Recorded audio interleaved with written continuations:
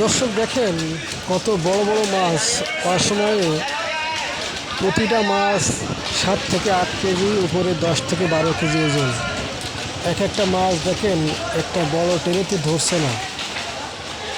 এটা আমাদের বাজারে এটা কোন ঘুরের মাছ সেটা সঠিক জানিনি, তবে এই সময় এত বড় মাছ দেখা যায় না। দেখেন একটা একটা মাছ এত বড় টেনেতে তার দুই পাশ থেকে বের হয়ে যাচ্ছে। বড় বড় মাছ।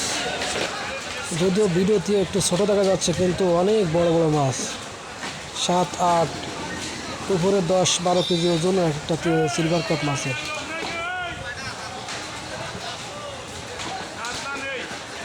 দেখেন, অর্থাৎ মাথা এবং লেজ দুইটাই এই ট্রেনের বাইরে চলে যাচ্ছে।